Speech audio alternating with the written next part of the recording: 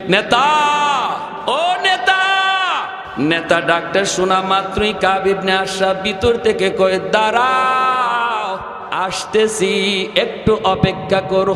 কাব ইবনে আশরাফ নেতা ডাক শুই না একদম ফুলে গেছে, ফুটবল জবাই ফুলে। কারণ নেতা ডাক বড় মজা। এই নেতা ডাকের জন্য মানুষ লক্ষ লক্ষ টাকা খরচ করে, কোটি কোটি টাকা খরচ করতেও রাজি, তবুও নেতা ডাক শুনতে চায়, ঠিক কিনা? হ্যাঁ, মুহাম্মদ ইবনে মাসলামা রাদিয়াল্লাহু তাআলা আনহু তিনিও ভাবলেন কাউরে যদি সাইজ করা লাগে আগে তারে পাম দেওয়া লাগে। পাম দিলে যদি পাম লয় তাহলে তারে খেলতে মজা। যেই বলে পাম দিলে পাম লয় এই বললেই লাথি দিতে মজা। যেই বলে পাম দিলে পাম লয় না এই বললে কেউ লাথিও দেয় না। এজন্য তিনি ভাবছেন ওরে তো সাইজ করতে আসছি, আগে ওরে একটু ফুলানি লাগবে, একটু পাম দেওয়া লাগবে, বাতাস দেওয়া লাগবে। যদি বাতাস লয়, পাম লয়, তাহলে সুবিধা হবে। দেখেন প্রথম ডাকেই সে বাতাস লইছে। যেই বলছেন নেতা, কয় একটু দাঁড়াও, আসতেছি। মুহাম্মদ ইবনে মাসলামা কয়, বুঝছি তুমি পাম লইছো। যেই মাত্র আওয়ার জন্য রওনা দিছে এমনি তার বউ কয়, কাব ইবনে আশরাফের বউ, ইমাম বুখারী রাহমাতুল্লাহ আলাইহি কিতাবুল মাগাজি বুখারী শরীফ জিলদে সানিতে এনেছেন। তার বউ কি কয় শুনবেন। বউ কয়, স্বামী গো যাইও না, ডাকটা আমার কাছে বেশি সুবিধা মনে হয় না। নেতা তো, নেতার বউ নেতা, নেতার বউ বড় নেতা আরেকজনে কয়। হ্যাঁ, এটাই তো নিয়ম আমাদের দেশে। মূল যেটাকে হের কাম কাজ, হের দমক দমক কমই হয়, কিন্তু তার ডাইনে বামে সাইডে যার থাকে এরার তাফালিং সহ্য করা কঠিন, ঠিক না? সাইডে যারা থাকে এরার তাফালিং দেখে কি, আমার ভাই অমুক, আমার দুলাভাই অমুক, আমার স্বামী দারোগা। দেখেন না ওই দারোগার বউ, হ্যাঁ ও দারোগার থেকে আরো বড়টা। দারোগার বউ দারোগার চেয়ে আরো বড় পাওয়ার দেখায়। তো এরকম ভাবে মুহাম্মদ ইবনে মাসলামা যে ডাক দিয়েছেন কাব ইবনে আশরাফের বউ কয়, যাইও না। কেন, কি হইছে? কই যাও? কয়, আরে দেখো না কত সুন্দর করে ডাকটা দিছে, হায় রে অত সুন্দর ডাক আমারে খুব কমই দেয়, এভাবে ডাক দিছে, যাইতেছি। কাব ইবনে আশরাফের বউ কয়, শুনো, তোমার কাছে ভালো লাগছে কিন্তু আমার কাছে ডাকটার মধ্যে কেমন কেমন জানি লাগতেছে। কেমন কেমন মানে? কয়, আমি এই ডাকে রক্তের গন্ধ পাই, রক্তের গন্ধ। কি জাত মহিলা বুঝেন? কেউ ভাই আমরা খালি মনে করি মহিলাদের মাথা নেড়ার টাল, দি না, মহিলাদের মাথায় গিলো আছে, কিন্তু না থাকলে দেশ চালা কেমনি? আসেনি না নাই? হ্যাঁ, সৌদি যাই গেলাম, হজে গেলাম, আল্লাহ পাক নেওয়াইলেন আমারে। সৌদি এক শায়েখে জিগায় বাড়ি কই, আমাকে বাড়ি বাংলাদেশ। এমনি আমার আরবিতে কয়, তোগো দেশে পুরুষ মানুষ আসেনি? আমি মনে মনে কুমাই বেজাতি বা মাথায় আমাকে পুরুষ মানুষ নাই, আমারে কি তোমার মহিলা মনে হইতেছে নাকি? কয় না, এটা কই নাই, এক বেটি নামে আরেক বেটি উঠে, বেটাইন কই? তো জাগা মতো দিয়া দিছে আমারে। তা আমি কইলাম, তোমাকে দেশে এরকম একজন বেটি বাইর করো, আমার দেশে বেটিরাই যদি এমন হয় বুঝো বেটাইন কি জাত। তখন আইসে দিছে, আইসা কয় না, মিয়া কয় না তুমি ঠিক আছো তো? কয় রক্তের গন্ধ পাই। আরে আরে তুমি আমার সাথে খালি গড়ই করলা জীবন ভর, এখনো জামাই চিনো নাই। আরবের মাটিতে এমন কোন মার ফুত আছে আমার গায়ে টুকা দিব? ওই দেখেন কেমন তাফালিং দেখাইতেছে। ফয়সলা তো হয়ে গেছে আসমানে। কয় দাঁড়াও, আসতেছি। আসছে, আর আসা মাত্রই মুহাম্মদ ইবনে মাসলামা রাদিয়াল্লাহু তাআলা আনহু তিনি বলতেছেন, নেতা কি আতর মাখলেন? ওই সময় আতর মাখার সিস্টেম ছিল, লম্বা চুল রাখতো, আল্লাহ নবী ওইভাবে আতর মাখতেন, মাঝখান দিয়ে ফিতা ফাড়া হইতো, আর ওই চুলের ফিতার মাঝখানে একটু আতর ঢালা হইতো। আতরটা বেয়ে বেয়ে অনেক সময় কপালে দিয়েও একটু একটু বাইতো। তো আতরটা খুব দামি। মুহাম্মদ ইবনে মাসলামার ওনার উদ্দেশ্য হইল তো খালি ওরে পাম দেওয়া, পাম বেশি দেওয়া। আয়া আসার লগে লগেই বলতেছেন, নেতা কি আতর মাখলেন, এত গ্রাম? হে কয়, আরে এই আতর তোরা পাবি কই, তোরা ফকির নির্জা। আরে আমরাই তো এই আতর মাখি, এটা আরবের সবচেয়ে দামি আতর। মুহাম্মদ ইবনে মাসলামা কয়, এবারও তুমি পাম লইছো, তোমারে তো আমি খেলমু, তোমারে নিয়া টার্গেট হইল এটা। তো নেতা এই আতরটা কি আমি একটু শুংতে পারি আমার নাক দিয়া? কয় হ্যাঁ হ্যাঁ হ্যাঁ। কত মাথাটা একটু নোয়ান, ওই শুরু হয়েছে, মাথাটা একটু নোয়ান, আতরটা একটু শুংবো। কয় হ্যাঁ হ্যাঁ এই যে নাও নাও। মাথাটা নয়া মাথাটা আগায় দিছে, আর চুল তো লম্বা, চুলটা মাঝে ধরছেন দইরা আতর শুনবার নিয়ত করে টান দিয়ে কল্লাটা কাছে আনছেন। সাথের দুইজনের চোখ দেখুন, তোরা এখনো দেরি করস কে, দেখোস না বলির ফাটা হয়ে গেছে। টান কইরা ধরে রাখছেন, বলির ফাটা, আর দেরি করস কে? আর তো দেরি নেই, সাথে সাথে তলোয়ার বসায় দিয়েছেন, দেহ থেকে কল্লাটা আলাদা হয়ে গেছে। এই কল্লা চুলের মধ্যে ধইরেই আল্লাহর নবীর সামনে নিয়ে বলেন, ইয়া রাসূলুল্লাহ, নেন গো নবী। যার মাথা চেয়েছিলেন, নবী যে তখন ওই মাথা দেখে বলছেন, হাযা রাসু আদুবি ওয়া আদুবিল্লাহ, এটা মানুষের মাথা নয়, এটা আল্লাহ এবং তার রসুলের দুশমনের মাথা। বলুন তাহলে ওই অবস্থায় নবীজি নরম না গরম? আরো জোরে, নরম না গরম? তাহলে ইসলাম খালি নরম হওয়া শিখায় না জায়গা মতো গরম হওয়াও শিখায়? হ্যাঁ, এজন্য আমার ভাইয়েরা আল্লাহ পাক বলতেছেন, মুহাম্মাদুর রাসূলুল্লাহ ওয়াল্লাযীনা মাহু আশিদ্দাউ আলাল কুফফার রুহামাউ বাইনাহুম। আল্লাহ পাক বলেন, আমার বন্ধু এবং আমার বন্ধুর হাতে গড়া সাহাবায়ে কেরামের আদর্শ কেমন জাননি? এত নরম, এত নরম, তারা জায়গা মতো নরম, জায়গা মতো গরম, জায়গা মতো নরম, জায়গা মতো গরম। আবু বকর সিদ্দিক রাদিয়াল্লাহু তাআলা আনহু নরম সাহাবী, রুহামাউ বাইনাহুম আশিদ্দাউ আলাল কুফার। ওমরের মতো সাহাবী, গরম সাহাবী। আবু বকর নরম, জায়গা মতো গরম হইছেন, ঠিক না? একটা ঘটনা বলবো, মনোযোগ কার কার আছে হাত তুলে আল্লাহকে দেখান। আল্লাহ কবুল করো, একটু জিকির করি, লা ইলাহা ইল্লাল্লাহ।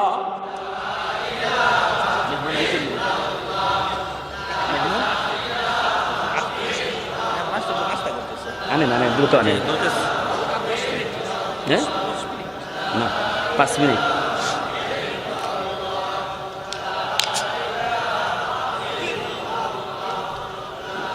দশ মিনিট এমন আসতেছে।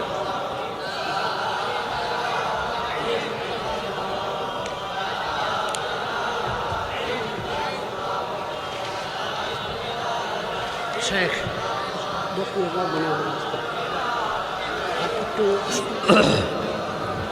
জুরে লা ইলাহা ইল্লাল্লাহ।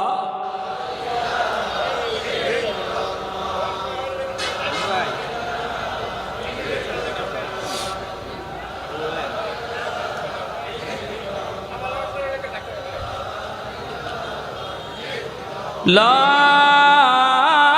ইলাহা ইল্লাল্লাহু মুহাম্মাদুর রাসূলুল্লাহ।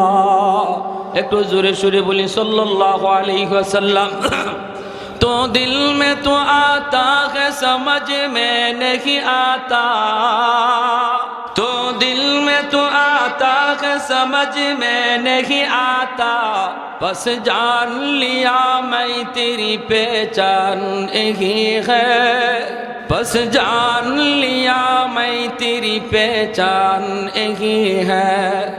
उल्फत में बराबर के वफा हो के जफा हो, उल्फत में बराबर के वफा हो के जफा हो, हर चीज में लज्जत है अगर दिल में मजा हो, हर चीज में लज्जत है अगर दिल में मजा हो।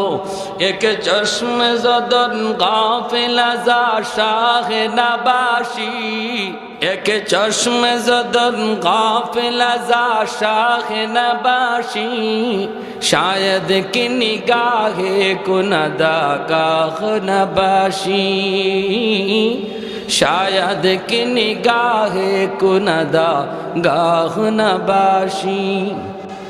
এজন্য ভাইরা মনোযোগ আমার দিকে খেয়াল করে শোনো রে যুবক, আমরা যখনই দেখব সম্পর্ক আমার ইমানের সম্পর্ক, এখানে কোনো দ্বন্দ্ব নাই, এখানে কোনো মারামারি নাই, মুসলমানে মুসলমানে আমরা আপন, জমি নিয়ে কোনোদিন ঝগড়া হবে না, ক্ষমতা নিয়ে আমাদের ভিতরে কোনোদিন মারামারি হবে না।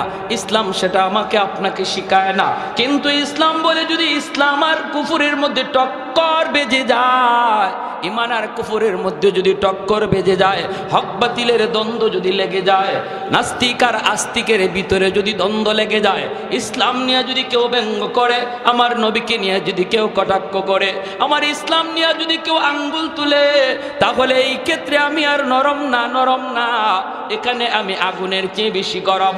হক বাতিলের দ্বন্দ্ব যখন লেগে যাবে তখন আর আমি নরম না। আর তো লেগে গেছেই, হক বাতিলের দ্বন্দ্ব আজ পরিষ্কার হয়ে গেছে, কারা হকের পক্ষে কারা বাতিলের পক্ষে, আজ সেটা পরিষ্কার। অতএব ভাইরা মনে রাখবা, উলামায়ে কেরাম যখনই আপনাদেরকে ডাক দিবে তখনই মনে করবা হক বাতিলের দ্বন্দ্ব, তখনই মনে করবা ইমান আর কুফরের মধ্যে টক্কর বেজে গেছে, তখনই মনে করবা আমার ইমান ডাকাতি করার পায়তারা চলছে। ওই অবস্থায় আমি নরম না, আমার নবীর আখলাক হলো ওই অবস্থায় মুমিন হবে আগুনের চেয়েও বেশি গরম। পশ্চিমাদের চোখ পড়েছে কাবা ঘরের প্রান্তরে, ব্রিটিশ দালাল দল বেঁধেছে ধ্বংস করতে চায় কারে। পশ্চিমাদের চোখ পড়েছে কাবা ঘরের প্রান্তরে, ব্রিটিশ দালাল দল বেঁধেছে ধ্বংস করতে চায় কারে। আল্লাহ পাকের ঘর তোর সাহস থাকলে ধর, আল্লাহ পাকের ঘর তোর সাহস থাকলে ধর, দো জাহানের মালিক যিনি পবিত্র কাবা। ওই আরবের দিন বাঁচাতে সত্য ন্যায়ের মুক্তি চাই, মুহাম্মাদের বাহিনী আজ আসলে তোদের রক্ষা নাই। ওই আরবের দিন বাঁচাতে সত্য ন্যায়ের মুক্তি চাই, মুহাম্মাদের বাহিনী আজ আসলে তোদের রক্ষা নাই। মুহাম্মাদুর রাসূলুল্লাহর বাহিনী আসেনি, হাত উঠে বলো আসেনি। একটু দাঁড়াও জেগে ওঠো ওকে মুসলমান, আর কতদিন দিন ইসলামের সইবে অপমান। একটু দাঁড়াও জেগে ওঠো ওহে মুসলমান, আর কতদিন দিন ইসলামের সইবে অপমান। রক্ত দিয়ে পবিত্র ওই মক্কা মদিনা, সেই জমিনে সিনেমা হল চলতে পারে না।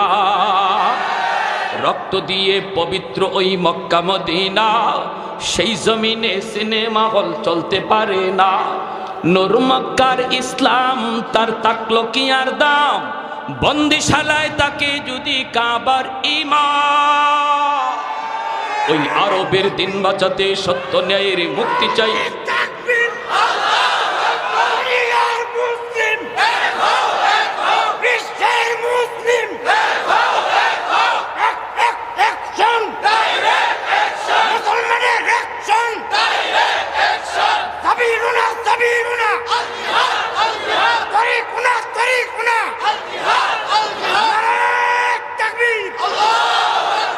পশ্চিমাদের চোখ পড়েছে কাবা ঘরের প্রান্তরে, ব্রিটিশ দালাল দল বেঁধেছে ধ্বংস করতে চায় কারে।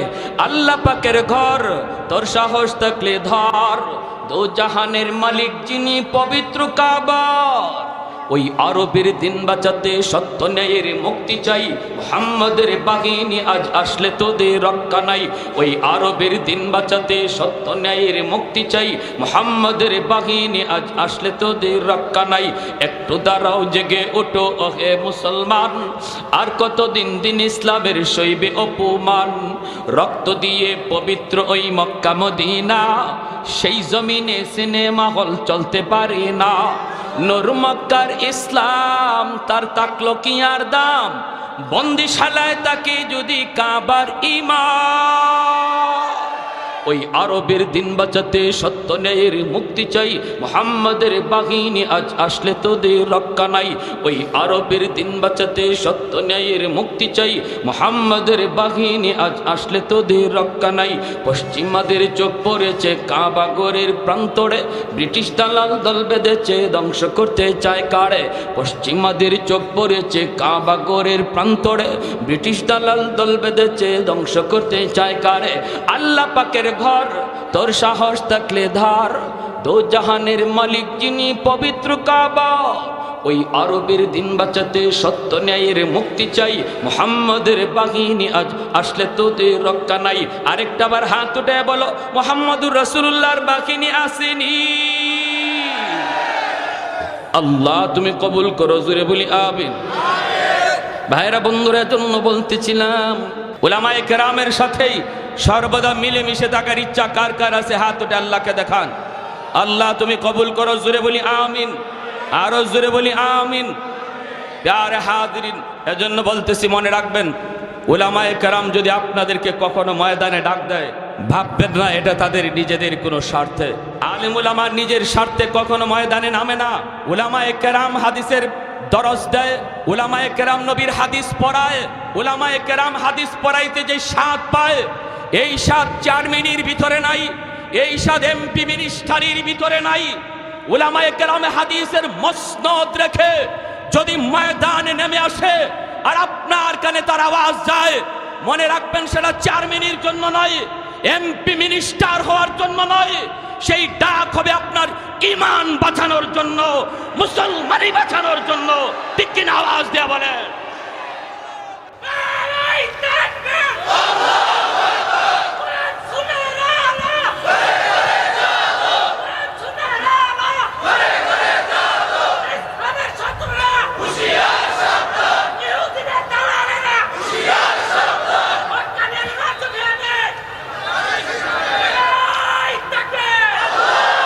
যারা হাজিরিন, ভালো করে এই জিনিসটা মনে রাখবো, এই জিনিসটা ভালো করে ইয়াদ রাখবো। ওলামায়ে কেরাম জনসাধারণকে, মুমিন মুসলমানকে যখন নিজের সাথে ডাকে, সেটা আলেমদের নিজের স্বার্থে নয়, সেটা গোটা মুসলিম উম্মার স্বার্থে। আওয়াজ দিয়া বলেন, গোটা মুসলিম উম্মার স্বার্থে ডাক দেয়। আলহামদুলিল্লাহ, আলহামদুলিল্লাহ, বাংলাদেশের কলেজ ইউনিভার্সিটির ছেলেরাও এই জিনিসটা আলহামদুলিল্লাহ বুঝতে পেরেছে। এজন্যই তো বেশর্মা যখন আমার নবীকে নিয়ে ব্যঙ্গ করেছিল, উলামায়ে কেরাম ডাক দিয়েছে, কলেজ, ভার্সিটি, স্কুল, কলেজ থেকে সমস্ত ছেলেরা প্রতিবাদে রাস্তায় নেমেছে। আলেমদের থেকে যতই দূরে রাখার চেষ্টা করবে অপরাধীরা, জনসাধারণ আরো তত বেশি ঝুঁকবে। ঠিক না? মায়ার নবী থেকেও আবু জাহেলের দল মানুষকে দূরে রাখতে চেষ্টা করেছিল, পারে নাই। যত বিরোধিতা করেছে, মানুষকে যতই নবীর বিরুদ্ধে বলেছে, মানুষ তত বেশি আল্লাহর নবীর কাছেই ভিড়েছে। ঠিক কিনা? এদিকে যেও না, এই কথা বলার দ্বারা যাওয়ার আগ্রহ কমে না, বাড়ে। হ্যাঁ, এটা মানুষের অভ্যাস। আল ইনসান হারিসুন ফিমা মুনিয়া, বাধা যেখানে দেওয়া হয় সেখানে যাওয়ার আগ্রহ আরো বাড়ে। মৌলবীদের কাছে যেও না, মৌলবীদের কাছে যেও না, যাওয়ার প্রয়োজন নাই। মৌলবী এই, মৌলবী সেই। তোমরা যত বলবা, যত আওয়াজ করবা, যত জুলুম, যত নির্যাতন হবে, সাধারণ মানুষ উলামায়ে কেরামের সাথে আরো বেশি ঝুঁকবে। ঠিক কিনা? আওয়াজ দিয়া বলেন। অতএব লাভ নাই, জুলুম হবে, নির্যাতন হবে, কিন্তু আলেমদের থেকে মানুষকে সরানো যাবে না। জনসাধারণ এখনো উলামায়ে কেরামকে সরে তাজ মনে করে, কলিজার টুকরা মনে করে। আলেমরা ডাক দিলেই হাজারো লক্ষ মানুষ জমা হয়ে যায়, প্রমাণ হয়েছে। প্যারে হাজিরিন, এজন্য বলি মনে রাখবেন, আজকের আলোচনার যে বিষয়, আমার নবীর আখলাক কি ছিল, আমার নবীর সিরত কি ছিল। আমার তেলাওয়াতকৃত আয়াতের অংশ বিশেষে আল্লাহ বলেন, মুহাম্মাদুর রাসূলুল্লাহ ওয়াল্লাযীনা মাহু আশিদ্দাউ আলাল কুফফার রুহামাউ বাইনাহুম। আমার নবী এবং আমার নবীর হাতে গড়া সাহাবায়ে কেরামের আদর্শ হলো, তারা গরমের জায়গায় খুব বেশি গরম, আর নরমের জায়গায় খুব বেশি নরম। গরমের জায়গায়ও নরম না, গরমের জায়গায় গরম? হ্যাঁ, শুধু হাত জোর করা ইসলামে শিখায় না, জায়গা মতো হাত তোলাও শিখায়। নরমের জায়গায় নরম, এটা আমি মৌলবীর কথা হলে আপনি বলতেন যে হুজুর এটা কি বললো, এটা আল্লাহর কথা। সূরা ফাতাহ আপনি শেষের আয়াত পড়েন, আল্লাহ কি বলতেছেন শোনাও। তাম পৃথিবী জুড়ে ইসলামের বিজয় গান কিভাবে উচ্চারিত হয়েছে, ইসলামের পতাকা, ইসলামের সম্মান কিভাবে উঁচু হয়েছে, এর একটা নিদর্শন আল্লাহ বলতেছেন। আমার নবী আর নবীর সাহাবায়ে কেরামের এই আয়াতে 4টা আখলাকের কথা বলেছেন, 4টা সিফাতের কথা বলেছেন। আমি শুধুমাত্র 2টা নিয়ে আলোচনা করব, এতেই সময় কভার হয়ে যাবে। প্রথম 2টার কথা আল্লাহ বলেন, যেই গুণের কারণে, যেই আখলাকের কারণে, যেই সিরতের কারণে পৃথিবী জুড়ে মুসলমান শাসন করেছে, মুসলমান তাদের ইজ্জতের গান গেয়েছে, সম্মানের ইতিহাস রচনা করেছে। সেই গুণ 2টার একটা হলো আশিদ্দাউ আলাল কুফফার, দ্বিতীয় হলো রুহামাউ বাইনাহুম। তারা নিজেদের ভিতরে অতি নরম, মুসলমানে তারা অতি নরম, এখানে তারা গরম হয় না। যখনই দেখে আমার মুসলিম ভাই, যখনই দেখে আমার ইমানদার ভাই, সম্পর্ক তার সাথে ইমানের, সম্পর্ক তার সাথে ইসলামের, সেখানে তারা অতি নরম হয়ে যায়। এখানে নিজের স্বার্থ কোরবানি দেয়, মুসলমান ভাইয়ের স্বার্থকে প্রাধান্য দেয়। এখানে তারা নিজের স্বার্থকে বড় করে না, মুসলমান ভাইয়ের স্বার্থটাকে প্রাধান্য দেয়।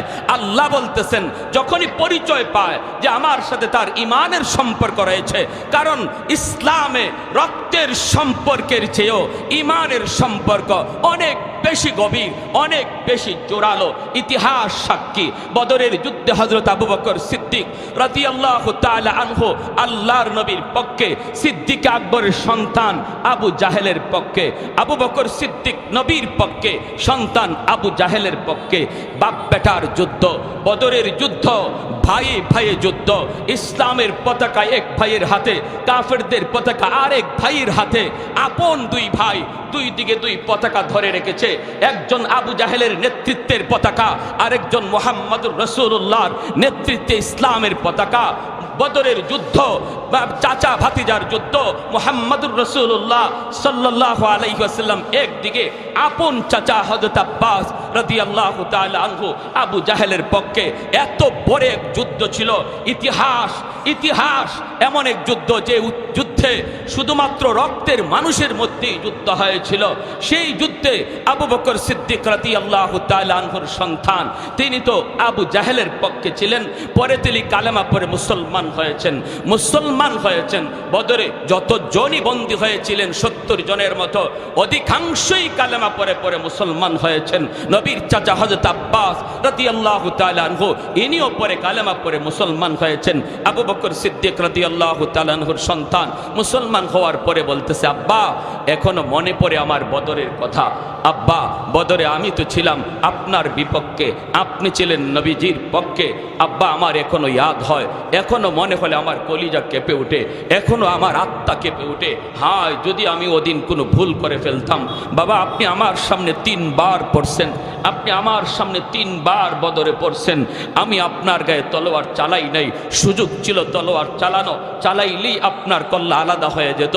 1 বার না বাবা, 3 বার পড়ছেন, কিন্তু আমি তখন তলোয়ারটা চালাই নাই, কারণ আপনি আমার বাবা। আবু বকর সিদ্দিক বলেন, কেন চালাও নাই? বলে, আপনি আমার বাবা। সিদ্দিক আকবর তখন বলতেছেন, বাবা শোন, বাবা এবার শোন, তুই আমার কথা শোন। তোমরা তো যুদ্ধ করো দুনিয়ার জন্য, আর ইমানদার মুমিন যুদ্ধ করে আল্লাহর জন্য। আমার কথা শুন বাবা, আমি আবু বকর বলতেছি, খোদার কসম 1 বার, খোদার কসম 2 বার, খোদার কসম 3 বার, যদি তুই 3 বার না, বদরে শুধু 1 বার আমার সামনে পড়তে, 1 বার যদি খালি আমার সামনে পড়তে, আমি সাথে সাথে কল্লা আলাদা করে মালিককে প্রমাণ দিতাম, আল্লাহ আমার রক্তের সম্পর্কের সন্তান আমার কাছে প্রিয় নয়, আল্লাহ তুমি আল্লাহ আমার কাছে প্রিয়, আল্লাহ জমিনের কোনো কিছু আমার কাছে প্রিয় নয়, তুমি হলে আমার কাছে সবচেয়ে প্রিয়। এই প্রমাণ পেশ করতে যায় 1 বার যদি আমার সামনে পড়তা, কল্লা আলাদা করে দিতাম। সুবহানাল্লাহ। তাহলে ইসলাম শিখায় রক্তের সম্পর্ক বড় নয়, ইমানের সম্পর্ক বড়। আওয়াজ দিয়া বলেন ঠিক কিনা? এজন্য ইসলামের বিরুদ্ধে যেই বলবে, সে যদি আমার রক্তের ভাইও হয়, সে আমার আপন নয়। আওয়াজ আসতে কেন? জোরে বলেন। আমি উসুল বললাম যে ইমানের সম্পর্ক রক্তের সম্পর্কের চেয়ে বেশি গভীর, বেশি জোরালো। এজন্য রক্তের সম্পর্কের ভাই যদি ইসলামের বিরুদ্ধে বলে, সে আমার আপন নয়। ইসলাম বলে এই কথা। রক্তের সম্পর্কের বাপ যদি ইসলামের বিরুদ্ধে কথা বলে, সে আমার আপন নয়। সেখানে নেতা তো বহু দূরে। নেতা যদি ইসলামের বিরুদ্ধে কথা বলে, নেত্রী যদি ইসলামের বিরুদ্ধে কথা বলে, নেত্রী আমার আপন নয়, নেতা আমার আপন নয়। দল যদি ইসলামের বিরুদ্ধে কথা বলে, দল আমার কাছে আপন নয়। ইসলাম আমার কাছে আপন, আল্লাহ রসুল আমার কাছে আপন। এজন্যই মুনাজাতে এই দোয়াই করি, আল্লাহ এই মরণ যেন আমার ইমানের হালে হয়। যে যে দলই করে, কেউ এমন দোয়া করে না আল্লাহ যে দল করি এই দলের উপরে যেন মরণ হয়। সবাই এই দোয়া করি, আল্লাহ মরণ যেন ইমানের হালে হয়। এর দ্বারাই আমি প্রমাণ দিলাম, আমার দল বড় নয়, নেতা বড় নয়, নেত্রী বড় নয়, আমার কাছে আমার ইমান বড়। বুঝে আসছে? প্যারে হাদিরিন, বন্ধু মানব ততক্ষণ যতক্ষণ বন্ধু ইসলাম মানে, নেতা মানব ততক্ষণ যতক্ষণ নেতা ইসলাম মানে, বাপ মানব ততক্ষণ যতদিন বাবা ইসলামের পক্ষে কথা বলে। মুহাম্মাদুর রাসূলুল্লাহ ওয়াল্লাযীনা মাআহু আশিদ্দাউ আলাল কুফফার রুহামাউ বাইনাহুম। আল্লাহ পাক রব্বুল আলামিন বলেন, ভালো করে শুনে নাও, আমার বন্ধু এবং বন্ধুর সাহাবায়ে কেরামের আদর্শ কি ছিল? নরমের জায়গায় তারা অতি নরম, গরমের জায়গায় অতি বেশি গরম। নিজেদের ভিতরে কোনো দ্বন্দ্ব নাই, নিজেদের ভিতরে কোনো মারামারি নাই, নিজেদের ভিতরে কোনো কাটাকাটি নাই। আমি এক দল করি, তুমি অন্য দল করো, কিন্তু আমাদের পরিচয় শুধু একটাই, আমরা এক আল্লাহর গোলাম, এক নবীর উম্মত। আওয়াজ দিয়ে বলেন ঠিক কিনা? আরে যুবক, এক দল করো, তুমি তোমার বন্ধু করে আরেক দল রে। ক্ষমতার জন্য কোনো ভাইকে তুমি মারবা না, দলের জন্য কোনো দিন তার রক্ত ঝরাবে না, কারণ ইসলাম সেটা শিক্ষা দেয় না। ইসলাম শিক্ষা দেয় রক্ত ঝরানো মুসলমানের ভিতরে কাম নয়। মুসলমান একে অপরের জন্য ভাই ভাই, আল মুসলিমুন আকুল মুসলিম। ভালো করে খেয়াল করে শুনো রে যুবক, এজন্য বলতেছি মনে রাখবা, নিজেদের ভিতরে কোনো দ্বন্দ্ব নয়, নিজেদের ভিতরে কোনো মারামারি নয়। আমাদের পরিচয়, আসল পরিচয় এক, আমরা হলাম মুসলমান, এক আল্লাহর গোলাম, এক নবীর উম্মত, এক নবীর উম্মত। এজন্যই তো আমার নবী, রহমতের নবী, কি পরিমাণ নরম দিলের অধিকারী ছিলেন। নরম দিলের নবী, তিনিও আবার জায়গা মতো অতি গরম হয়েছেন। ইসলাম ধর্মের শিক্ষাই হলো তুমি জায়গা মতো নরম, জায়গা মতো তুমি অতি গরম, অতি গরম। বাইরে নরমের ইতিহাসটা একটু শুনি, নরমের কথাগুলি একটু মনোযোগ দিয়ে শুনি, এরপরে আমার নবীর গরমের ইতিহাসটাও শুনবো, গরমের ঘটনাটাও শুনবো। মায়ার নবী, দয়ার নবীকে মক্কার মানুষ আপন জন্মভূমিতে নবীকে থাকতে দেয় নাই। জন্মভূমিতে থাকার অধিকার সবারই আছে, কার নাই? সবাই জন্মভূমিতে থাকবে, কেউ জন্মভূমি থেকে যায় না। ধর্ম যার যার, কিন্তু দেশ তো সবার, ঠিক না? আল্লাহর নবী ভিন্ন ভিন্ন ধর্মের প্রচারক, তাই বলে নবীকে দেশ থেকে বের করার কোনো আইন নাই। বাংলার জমিনে যেমন মুসলমান আছে, ইহুদিও আছে, মুসলমান আছে, বৌদ্ধ আছে, মুসলমান আছে, হিন্দু আছে। এই দেশে আমরা সবাই বসবাস করব, ধর্ম হবে যার যার, দেশ হবে সবার, নাকি উৎসব সবার? হ্যাঁ, বাটফারি হতা।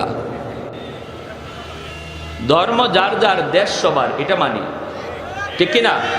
আমরা বলি না হিন্দুরা বের হয়ে যাও, আমরা বলি না খ্রিস্টানরা বের হয়ে যাও, আমরা বলি না বৌদ্ধরা বের হয়ে যাও।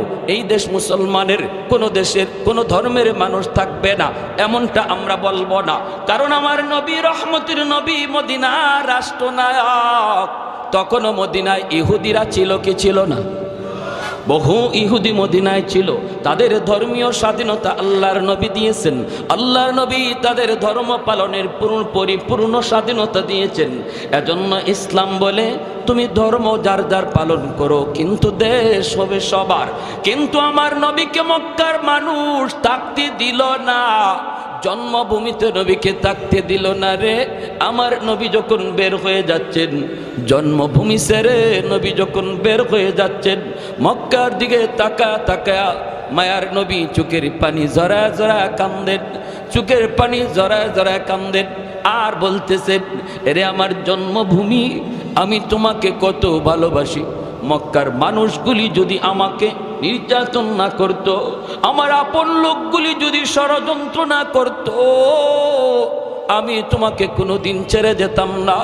কারণ তোমার মাঝে আমার মালিকের ঘর খানায় কাবা, যেই কাবা না দেখলে আমাদের পেটে ভাত হজম হয় না। জোরে কোন সুবহানাল্লাহ। সকাল সন্ধ্যা যেই কাবা না দেখলে আমাদের ঘুম হয় না। এই খানায় কাবা ছেড়ে মন চায় না, খানায় কাবা ছেড়ে যেতে মন চায় না।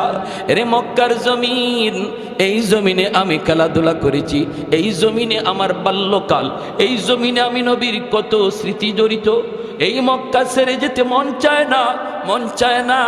কিন্তু আমার আপন লোকগুলি যদি ষড়যন্ত্র না করতো, আমি তোমাকে ছেড়ে যেতাম না। মক্কার জমিন, মক্কার দিকে তাকাইয়া মায়ার নবী যখন চোখের পানি ঝরা ঝরা নবী কান্দেন, আল্লাহ পাক জিব্রাইল আমিনকে পাঠায় বলতেছেন, বন্ধুকে জানায় দাও, জানায় দাও, আমি আল্লাহ কসম করে বলতেছি বন্ধু যাও যাও, আর চোখের পানি ঝরায়ও না, আর চোখের পানি ঝরায়ও না, ঝরায়ও না। আমি ওই কোরআনের কসম খায়া বলতেছি যে কোরআন তোমার উপর নাজিল করেছি, অল্প দিনের ভিতরেই আবার তোমার জন্মভূমিতে আমি আল্লাহ সসম্মানে ফিরায় দিব। মায়ার নবী, দয়ার নবী মদিনা শরীফে মায়ার নবী হিজরত করে চলে গেলেন। দিন যায় রাত যায়, সাহাবায়ে কেরামের ভিতরে মদিনা মক্কায় আসার জন্য তারা পাগল পারা। জন্মভূমির কথা কার না ইয়াদ হয়? যারা সৌদি থাকে, আমেরিকা থাকে, লন্ডন থাকে, তারাও জিজ্ঞেস করবেন দেশে যাইতে মন চায় কি না। পাগল পাগল।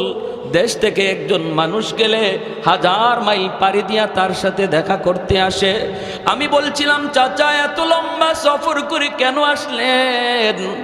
চাচা বলতেছে রে বাতিজা, যখনই শুনছি তুমি জেদ্দা আসছো দেখার জন্য পাগল হয়ে গেছি। কারণ দেশের মানুষের কাছে বসলে পরে দেশের গ্রাণ পাওয়া যায়, তার কাপড়ের মধ্যে দেশের গ্রাণ পাওয়া যায়, তার শরীরের ভিতরে দেশের গ্রাণ পাওয়া যায়। প্রবাসে যারা আছে তারা জানে দেশের মায়া, প্রবাসে যারা আছে তারা জানে দেশের কদর। এজন্যই সাহাবায়ে কেরাম একদম মন উতলা হয়ে গেল। সাহাবায়ে কেরাম রাদিয়াল্লাহু তাআলা আনহুম বলেন, নবী গো, ও গো আল্লাহর নবী, আর পারি না গো নবী, ও গো নবী আর পারি না। আমরা কি আর কোনোদিন মক্কায় যাব না? আমরা কি আর কোনোদিন মক্কায় যাব না? 5টা বছর 6টা বছর চলে গেল। মায়ার নবী বলতেছেন সাহাবীরা অল্প সময় ধৈর্য ধরো, আল্লাহর পাক পক্ষ থেকে অনুমতি আসবে, অনুমতি আসবে। অনুমতি ছাড়া আমি নবী কিছু বলতে পারি না, অনুমতি দিতেও পারি না। একদিন মায়ের নবী স্বপ্নের কথা শোনায় দিলেন, আল্লাহর নবী স্বপ্নের কথা শোনায় দিলেন। স্বপ্নে দেখেছি আমি ওমরা করতেছি, স্বপ্নে দেখেছি আমি খানা কাবা তোয়াফ করতেছি। সাহাবায়ে কেরামের ভিতরে আনন্দ, সাহাবায়ে কেরামের ভিতরে অনেক আনন্দ, কারণ তারা ভালো করে বুঝতে পারলেন মায়ার নবীর স্বপ্ন এটাও বাস্তব, নবীদের স্বপ্ন এটাও ওহী। মনের ভিতরে আনন্দ, কোন দিন কখন নবী তা বলেন না। এরপরে নবী একদিন ঘোষণা দিয়ে দিলেন চলো উমরায় যাব। সংক্ষেপে বলতেছি, লম্বা কথা, এজন্য বিস্তারিত বলার সুযোগ নাই। আল্লাহ নবী 1400 সাহাবায়ে কেরাম লইয়া মায়ার নবী উমরা করার জন্য রওনা দিলেন। মক্কার মানুষগুলি নবীকে উমরা করতে দিল না, হুদাইবিয়া নামক জায়গা থেকে মায়ার নবীকে ফিরায় দিল। ওখানেই নবী সন্ধি করলেন, সন্ধি করলেন। এই সন্ধিটা বাহ্যিকভাবে ছিল মুসলমানের বিপক্ষে, কিন্তু আল্লাহ জানেন এই সন্ধি ছিল মুসলমানের পক্ষে। জোরে কোন সুবহানাল্লাহ। 2 বছর পার হয় নাই রে যুবক, সন্ধির মেয়াদ ছিল 2 বছর। এর ভিতরেই তারা সন্ধি ভাঙতে বাধ্য হয়েছে মক্কার কাফিররা। আল্লাহর নবী 10,000 সাহাবায়ে কেরাম লইয়া মায়ার নবী মক্কা জয় করার জন্য, মক্কায় অভিযান করার জন্য আল্লাহর নবী রওনা দিয়ে দিলেন। মক্কার কাছাকাছি এসেই নবী অবস্থান করলেন। নবী বলতেছেন সাহাবীরা রে, রাত হয়ে গেছে, সন্ধ্যা হয়ে গেছে, এখন যদি মক্কায় ঢুকি অন্ধকারে মারামারি হবে, কে কাকে মারবে কোনো খেয়াল থাকবে না। নারীর গায়ে হাত উঠে যেতে পারে, শিশুর উপরে তলোয়ার চলতে পারে, নিরপরাধ নিরস্ত্র মানুষের গায়ে তলোয়ার চলতে পারে রে। না না, রাতের বেলা আমি নবী ঢুকতে পছন্দ করি না। আমরা রাত অবস্থান করব এই সমতল জায়গায়, সকালবেলা আমরা মক্কায় ঢুকবো, সকালবেলা মক্কায় ঢুকবো। এই হলো মানবতার নবী, এই হলো রহমতের নবী। সাহাবায়ে কেরামের যে স্পিরিট ছিল, এই স্পিরিটটা ছিল এখনই মক্কায় ঢোকার। কিন্তু মায়ের নবী, তিনি তো মানবতার নবী, তিনি চিন্তা করেছেন অন্ধকারে মারামারি ঠিক নয়, অন্ধকারে মারামারি ঠিক নয়। কে কারে মারবে? শিশু হত্যা হয়ে যেতে পারে, নারীর উপর হামলা হতে পারে। এজন্য মানবতা ইহুদিরা শিখায় না, মানবতা বেঈমান শিখায় না। মানবতার মূর্ত প্রতীক হলেন আমার আপনার নবী, রহমতের নবী, নবী মুহাম্মাদুর রাসূলুল্লাহ। জোরে বলি সাল্লাল্লাহু আলাইহি ওয়াসাল্লাম। আজকে মানবতার দোহাই দেয় বেঈমানের দল। মায়ার নবী শিশু হত্যা করাকে অপরাধ বলেছেন, অপরাধ, মানবতা বিরোধী কাজ নবী বলেছেন। কিন্তু আজকে ফিলিস্তিনের জমিনে মুসলমানের শিশু রক্ত ঝরছে, আরাকানের জমিনে মুসলমানের শিশু রক্ত ঝরছে। নাফ নদীর পানি আজও সাক্ষী হয়ে আছে। ফিলিস্তিনের জমিনে ছোট্ট শিশুটা একটা পাথরের চাকা দিয়া ঢিল দেয়, ছোট্ট শিশু পাথরের চাকা, মাটির চাকা দিয়া দুশ্মনের দিকে, ইহুদির দিকে ঢিল দেয়। মিডিয়া সেই ইটাটা দেখায়, ঢিল দেওয়াটা দেখায়, কিন্তু এরপরে এই বাচ্চাটারে গুলি করে হত্যা করেছে এই সিনটা দেখায় না। আওয়াজ দিয়া বলেন ঠিক কিনা? অতএব আজ যারা মানবতার স্লোগান তুলে, এদের হাতেই মানবতা হত্যা হচ্ছে। আওয়াজ দিয়ে এখন ঠিক কিনা? ওরা মুসলমানের দিকে হাত উঠায় টেরোরিস্ট বলে। মুসলমান টেরোরিস্ট নয়, মুসলমান সন্ত্রাস নয়। মানবতা শিখায় গেছে মুসলমানের নবী মুহাম্মদুর রাসূলুল্লাহ সাল্লাল্লাহু আলাইহি ওয়াসাল্লাম। সাহাবায়ে কেরামের স্পিরিট ছিল এখনই মক্কায় ঢুকো, কিন্তু নবী সেই স্পিরিটকে থামায়া দিলেন। ঢুকতে পারতেন কেন? মানবতার কারণে, মানবতার কারণে। অতএব আজ আমি ভালো করে বলতে চাই, মুসলমান মানবতা বিরোধী নয়, মুসলমান মানবতা শিখায়। আর ফিলিস্তিনের জমিনে, কাশ্মীরের জমিনে, আরাকানের জমিনে মুসলিম শিশুকে যারা শহীদ করে, এরাই হলো সন্ত্রাসী, এরাই হলো টেরোরিস্ট। আওয়াজ দিয়ে এখন ঠিক কিনা? আঙ্গুল উঠাবা একদিকে, বাকি 3 আঙ্গুল তোমারে বাস দেয়। আওয়াজ দিয়া বলেন ঠিক কিনা? প্যারে হাজিরিন, এজন্য বলি সাবধান, ভালো করে ইয়াদ রাখো, ভালো করে বুঝো, ভালো করে খেয়াল রাখো। মানবতা কে শিখায় গেছে, আর কাদেরকে সন্ত্রাসী বলো, কাদেরকে জঙ্গি বলো? বলো কাকে, কাকে বলো?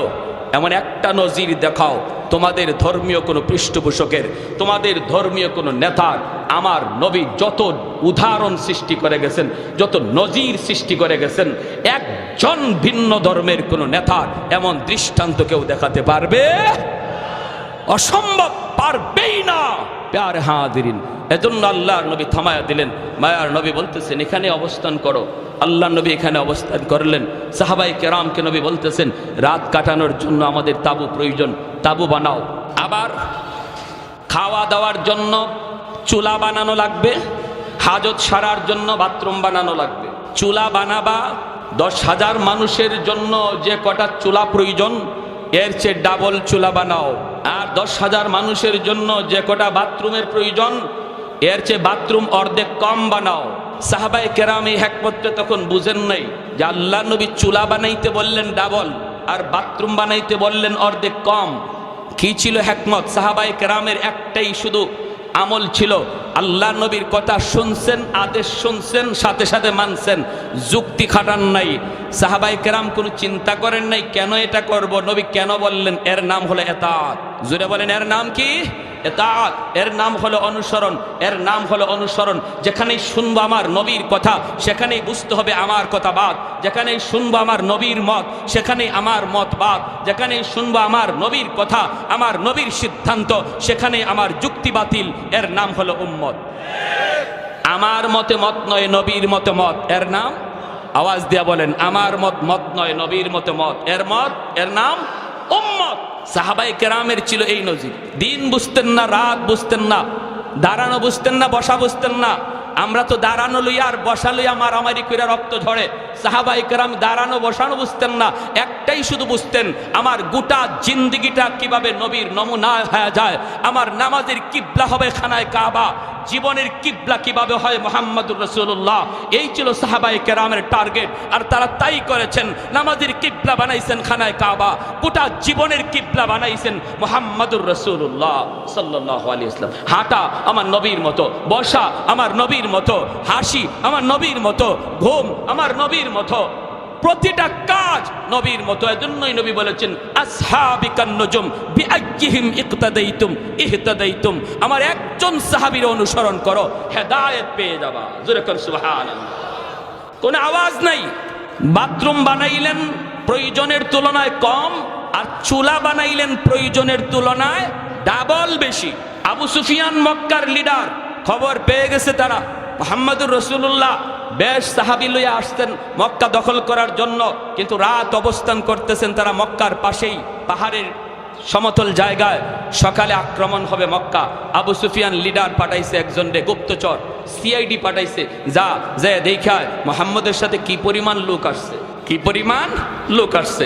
এ আসছে আয়েশা পাহাড়ের উপর থেকে তাকাইছে, যে টাইমে সে আসছে এই টাইমটাতে সাহাবায়ে কেরাম নিজেদের খানা পাকানোর জন্য চুলায় আগুন জ্বালাইছেন। এ পাহাড়ের উপর থেকে ময়দানে তাকায় দেখে কের মানুষ গণবো, পুরা ময়দান খালি চুলা আর চুলা। কয় আমারে পাঠাইলো মানুষ গণতে, আমি দি চুলা গই নাই, পুল পাই না। মানুষ গণবো কখন? কারণ চুলা প্রয়োজনের তুলনায় কম না ডাবল বেশি? গোটা ময়দান জুড়ে যদি চুলা আর চুলা হয়, এক একজনের জন্য এক চুলা কেউ বানায় না, 5 জন 10 জনের খানা এক পাকানোর জন্য একটা চুলা বানায়। সে বলতেছে রাম রাম রাম রাম, ই কোন কাম, মানুষ গণমু কখন? পিছনে বেগ গিয়ার।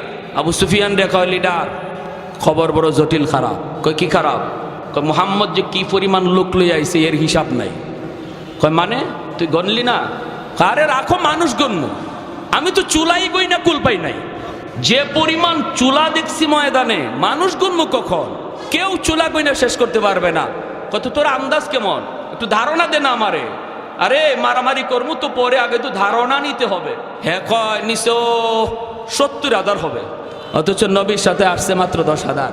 নবীজির সাথে সাহাবী কয় হাজার? না হইলো 60-70,000 হবে। আবু সুফিয়ান কয় রাম রাম রাম রাম, এই এত লোকের সাথে কিভাবে যুদ্ধ করব? কত ঠিক আছে, বোঝা পরামর্শ করা দরকার।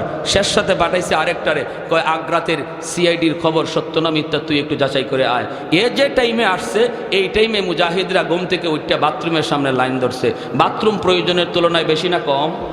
তাহলে লাইন শুট হইব না বড় হইব? বুঝছেন অবস্থাটা?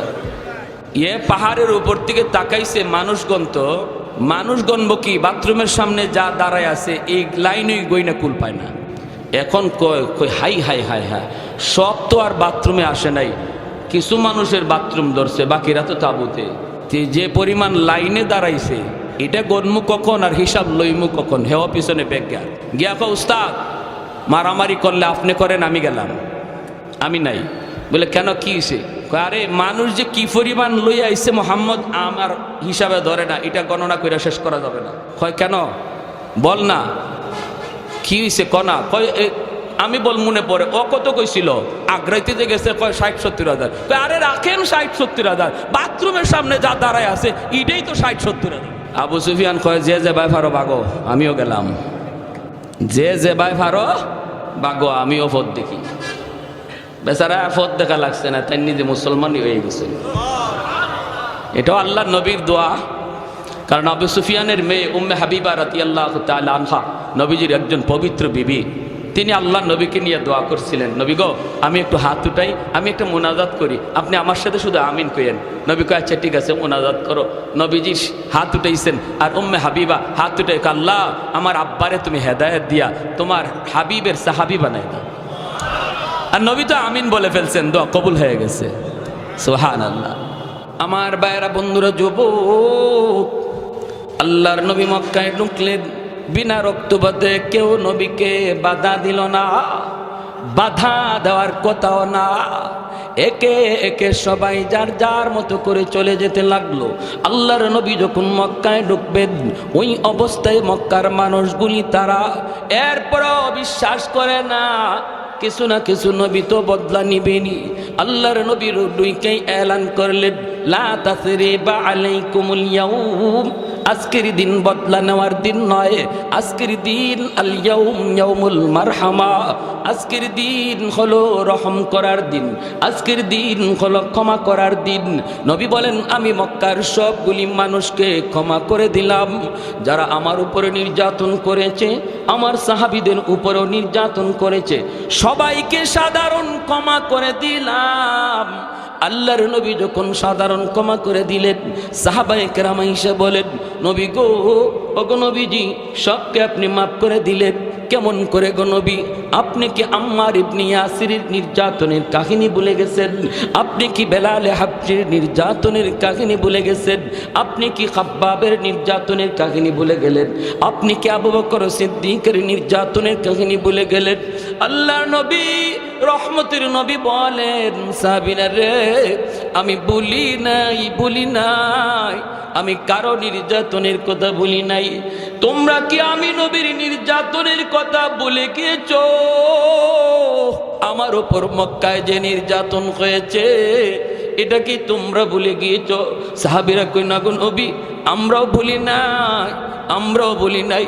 নবী বলেন, এই মক্কার জমিনে আমি নবী এতিম, ওই অবস্থায় আমি দাওয়াতের কাজ শুরু করেছি। কত নির্যাতন, কত মাথায় আঘাত, রক্ত ঝরলো।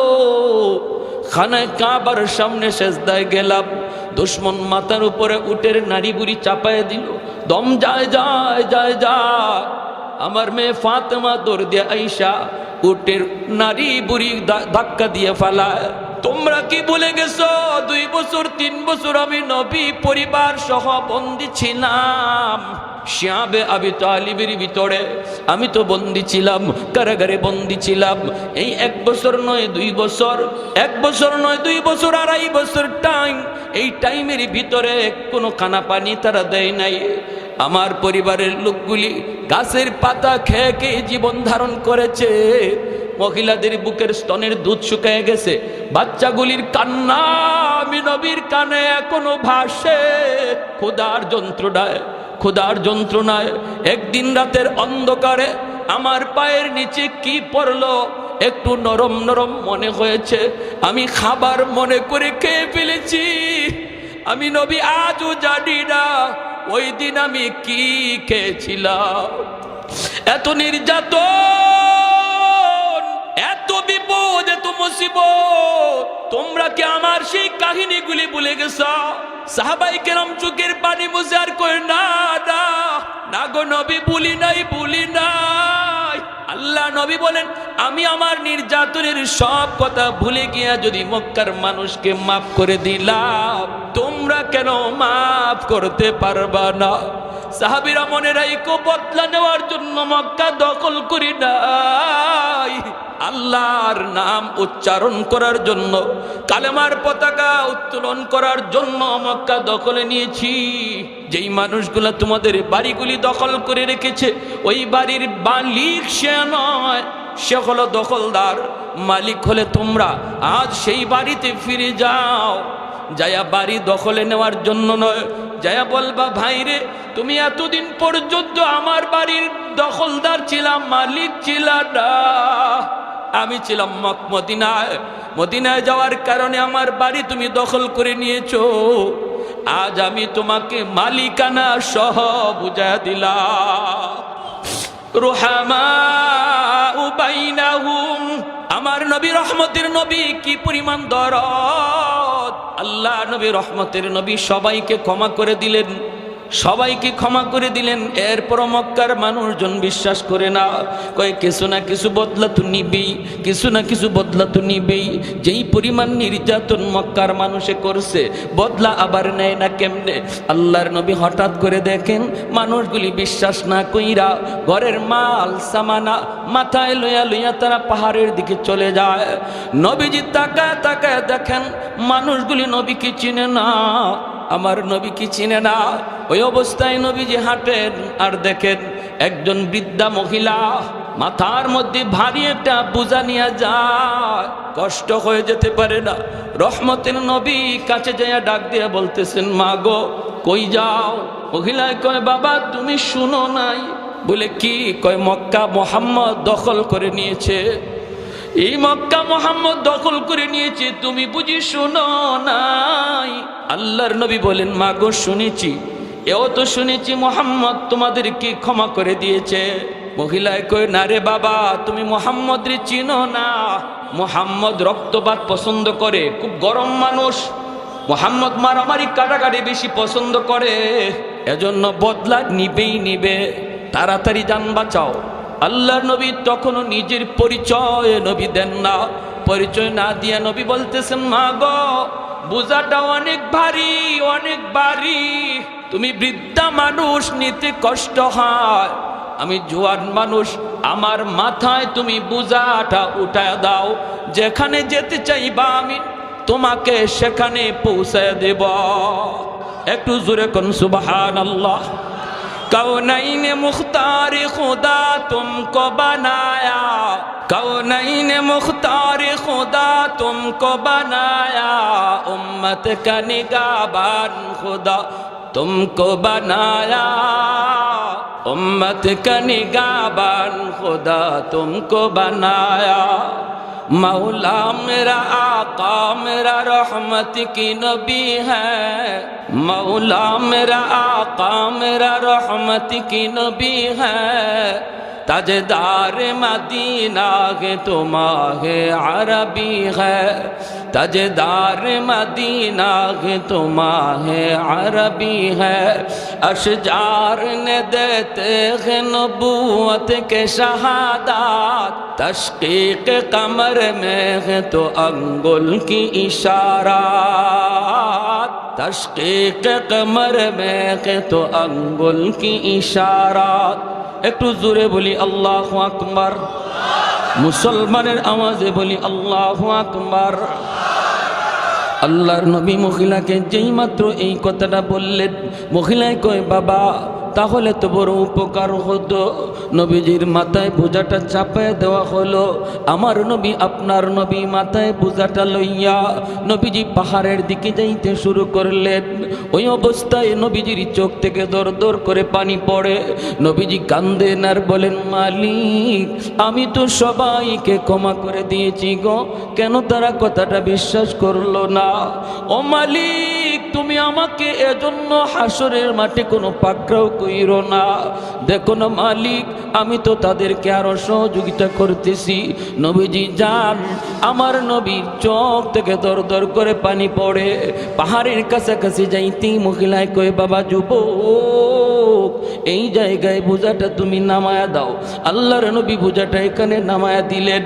নবীজি চলে আসবেন, কথা নাই বার্তা নাই, নবীজির চোখের পানিটা মুইসা তিনি চলে আসবেন। এমনি মহিলা ডাক দিয়া কয় রে যুবক এই দিকে যাবা না ওই দিকে যাও। আল্লাহর নবী বলেন মা গো ওই দিকে গেলে পরে কি হবে আর ওই দিকে গেলে কি হবে? কয় বাবা ওই দিকে যদি যাও মুহাম্মদের সামনে পড়ার ভয়, মুহাম্মদের সামনে পড়ার ভয় আছে রে বাবা, এই দিকে তুমি যেও না। তোমার মতো যুবক আল্লাহর জমিনে আরেকজন আমার নজরে পড়ে নাই বাবা, তুমি এত ভালো বাবা, মুহাম্মদের সামনে পড়তে পারো, ওই দিকে যাও। এইবার নবীজি চোখের পানিটা বইসা কয় মা গো মুহাম্মদ সম্পর্কে তোমার ধারণা কেমন? কয় বাবা ধারণা তো ভালো না, মুহাম্মদ তো অনেক গরম মানুষ, খালি গরম কথা, খালি গরম কাজ, নরম বলতে কিছু নাই, শুধু রক্তপাত। নবী তখন বলেন মা গো মুহাম্মদ সম্পর্কে তোমার এমন ধারণা, এটা কি মুহাম্মদকে দেইখা তুমি নিছো নাকি কারো কথা শুই না এমনটা মনে করতেছো? মহিলায় কই বাবা আমি জীবনে মুহাম্মদকে দেখি নাই, আবু জাহেলের কথা শুই না, উতবা সাহেবের কথা শুই না, এমনটা মনে করি। আল্লাহর নবী তখন চোখের পানিটা মুছে আর কই মা গো আর মানুষের কথা শুই না, মুহাম্মদকে চিনা লাগবে না, নিজের চোখে দেখে নাও। যেই যুবক তোমার বোঝা মাথায় নিয়ে এই পর্যন্ত আসলো, আমি সেই মুহাম্মদ। মহিলার চোখ থেকে দর দর করে পানি পড়ে, চিৎকার দিয়া কয় মুহাম্মদ তুমি তুমি যদি মুহাম্মদ হও তাহলে এতদিন যা শুনেছি ভুল শুনেছি, এতদিন যা শুনেছি সব মিথ্যা শুনেছি। বাবা আবু জাহেল যা বলেছে মিথ্যা বলেছে, লিডারগুলি যা শুনাইছে মিথ্যা শুনাইছে। বাবা তোমার মতো এত নরম দিলের মানুষ আল্লাহর জমিনে হয় না রে বাবা। আমি আর দেরি করতে চাই না, তাড়াতাড়ি কালেমা পড়ে মুসলমান বানায় দাও। সেই নরম নবী গরম হয়েছেন, ওই নরম নবী তিনি আবার গরম হয়েছেন। কেমন গরম হয়েছেন? মদিনার মসজিদের মিম্বর মায়ার নবী দয়ার নবী বলেন, কাব ইবনে আশরাফের কল্লা কাইটা আমি নবীর সামনে কে আনতে পারবা? মসজিদে নববীর মিম্বর থেকে নবী ঘোষণা দিলেন, জ্যান্ত একজন মানুষের কল্লা কাইটা আমি নবীর সামনে হাজির করবা। কে আসো এমন? বলুন তো ওই সময়ে নবীজি নরম নাকি গরম? আরেকটু জোরে, নরম নাকি গরম? চেহারাটা আমার নবীর লাল হয়ে গেল, আল্লাহর নবীর চেহারাটা একদম লাল হয়ে গেল। নবী বলেন, ওই বেঈমানের ওই মুনাফিকের কল্লাকে এটা আমার সামনে কে আনবা? সাথে সাথে মুহাম্মদ ইবনে মাসলামা রাদিয়াল্লাহু তাআলা আনহু তিনি দাঁড়ায় গেলেন, ডাক দিয়ে বলতেছেন, নবী গো আমাকে অনুমতি দেন গো নবী, আমি দুশমনের কল্লাটা কাইটা আপনার সামনে হাজির করব। নবী বললেন, যাও তোমাকে আমি অনুমতি দিলাম। মুহাম্মদ ইবনে মাসলামা রাদিয়াল্লাহু তাআলা আনহু দুইজন সঙ্গী নিয়ে রওনা দিলেন। বাইরে তিনি কে? তিনি এমন একজন সাহাবী, যেমন তার সাহস তেমন তার বুদ্ধি। হুদায়বিয়ার সন্ধির সময় একা 100 দুশমনকে গ্রেপ্তার করে বন্দী করে নবীর সামনে হাজির করেছিলেন। বলুন তো একজন মানুষ 100 মানুষকে বন্দী করা এটা শুধু শক্তির কাম নাকি বুদ্ধির বেশি কাম? হ্যাঁ, কি পরিমাণ বুদ্ধি, কি পরিমাণ বুদ্ধি! দুইজন সাথী নিয়ে তিনি রানা ইহুদিদের লিডার কাব ইবনে আশরাফের কল্লা আনবেন। কেন? কারণ নবী বলেন, সে আমার আল্লাহকে গালি দেয়, আমি নবীকে গালি দেয়, আমি নবী আমার গালি সইতে পারবো, আল্লাহকে গালি দিলে আমি নবী সইতে পারি না। সে মুসলিম নারীদের নিয়ে ব্যঙ্গ করে, মুহাম্মাদুর রাসূলুল্লাহ আল্লাহকে গালি দিলে বন্ধু সয় না, আর বন্ধুকে গালি দিলে আল্লাহ সয় না, ঠিক কিনা? এর নাম হলো মহব্বত। এর নাম মহব্বতের মানুষকে কেউ যদি গালি দেয়, সত্যিকারের আশিক রাসূল সেটা সইতে পারে না। যে বলবে আমার নবীকে আমি মহব্বত করি, ভালোবাসি, নবীকে গালি দিলে আশিক রাসূল ঘরে বসে থাকতে পারে না, সে অবশ্যই জবাব দিবে, রাজপথে নামবে, রক্ত থাকলে রক্ত দিতে প্রস্তুত হবে। বাংলার জমিনে কি পরিমাণ সত্যিকারের আশিক রাসূল আছে প্রমাণ হয়েছে। আর যারা নবীর এশক ভালোবাসা মুখে শুধু কয়, রাজপথে দেখা যায় না, জিলাপি পাইলে দেখা যায়, এরা সত্যিকারের আশিক নয়, মুখে আশিক, মূলত আস্থা একটা চিটা। স্কুল কলেজ ভার্সিটির ভিতরে আজকে প্রমাণ হয়েছে আশিক রাসূল আসেনি না নাই, ঠিক কিনা? আল্লাহর নবী বলেন, যাও। মুহাম্মদ ইবনে মাসলামা রাদিয়াল্লাহু তাআলা আনহু সঙ্গে দুইজন সাথে নিয়ে রওনা দিলেন, আর বলতেছেন, দোস্তরা সর্বদা তোমরা সজাগ থাকবা, আমার চোখের দিকে তোমরা নজর রাখবা, মুখে সব কথা বলা যাবে না, চোখের ইশারায় কাম করা লাগবে। যখনই পজিশন আসবে আমার চোখের দিকে তোমরা তাকাইবা, চোখের ভাষা বোঝা লাগবে, চোখের ভাষা বুঝতে হবে, জবানের ভাষা চলবে না। ভাইরা বন্ধুরা, এই বইলে তিনি গেলেন কাব ইবনে আশরাফের বাড়ির সামনে, যাইয়ে তিনি ডাক দিলেন, নেতা, ও নেতা! নেতা ডাকটা শোনা মাত্রই কাব ইবনে আশরাফ ভিতর থেকে কয়, দাঁড়াও, আসতেছি, একটু অপেক্ষা করো। কাব ইবনে আশরাফ নেতা ডাক শুই না একদম ফুলে গেছে, ফুটবল জবাই ফুলে। কারণ নেতা ডাক বড় মজা। এই নেতা ডাকের জন্য মানুষ লক্ষ লক্ষ টাকা খরচ করে, কোটি কোটি টাকা খরচ করতেও রাজি, তবুও নেতা ডাক শুনতে চায়, ঠিক কিনা? হ্যাঁ, মুহাম্মদ ইবনে মাসলামা রাদিয়াল্লাহু তাআলা আনহু তিনিও ভাবলেন, কাউরে যদি সাইজ করা লাগে আগে তারে পাম দেওয়া লাগে, পাম দিলে যদি পাম লয় তাহলে তারে খেলতে মজা। যেই বলে পাম দিলে পাম লয়, এই বলরেই লাথি দিতে মজা, যেই বলে পাম দিলে পাম লয় না, এই বলরে কেউ লাথিও দেয় না। এজন্য তিনি ভাবছেন ওরে তো সাইজ করতে আসছি, আগে ওরে একটু ফুলানি লাগবে, একটু পাম দেওয়া লাগবে, বাতাস দেওয়া লাগবে।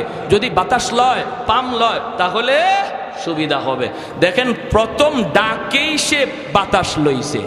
যেই বলছেন নেতা, কয় একটু দাঁড়াও আসতেছি। মুহাম্মদ ইবনে মাসলামা কয় বুঝছি তুমি পাম লইছো। যেই মাত্র আওয়ার জন্য রওনা দিছে, এমনি তার বউ কয়, কাব ইবনে আশরাফের বউ, ইমাম বুখারী রাহমাতুল্লাহি আলাইহি কিতাবুল মাগাজি বুখারী শরীফ জিলদে সানিতে এনেছেন। তার বউ কি কয় শুনবেন, বউ কয় স্বামী গো যাইও না, ডাকটা আমার কাছে বেশি সুবিধা মনে হয় না।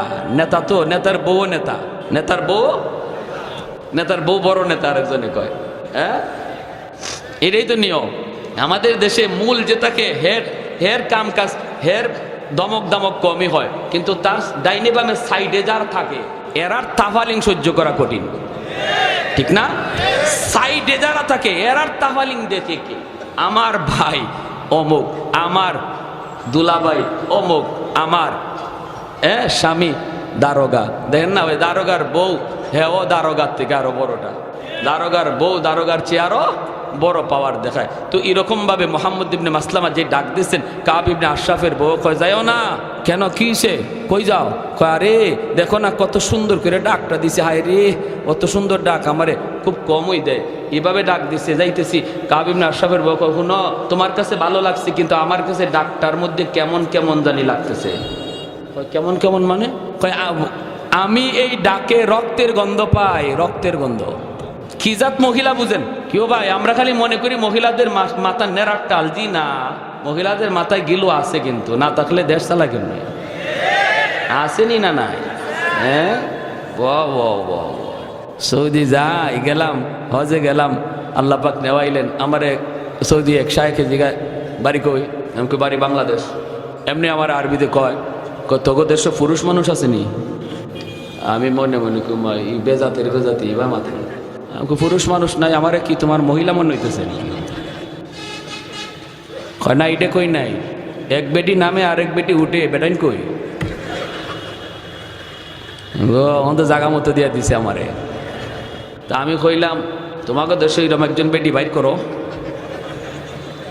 বাইর করো। আমার দেশে বেটিরাই যদি এমন হয়, বুঝো বেটাইন কি জাত। তখন আইসে দিছে, আইসা কয় না, মিয়া মিয়া, কয় না তুমি ঠিক আছো তো? কয় রক্তের গন্ধ পাই। আরে আরে তুমি আমার সাথে খালি গড়ই করলা জীবন ভর, এখনো জামাই চিনো নাই। আরবের মাটিতে এমন কোন মার ফুত আছে আমার গায়ে টুকা দিব?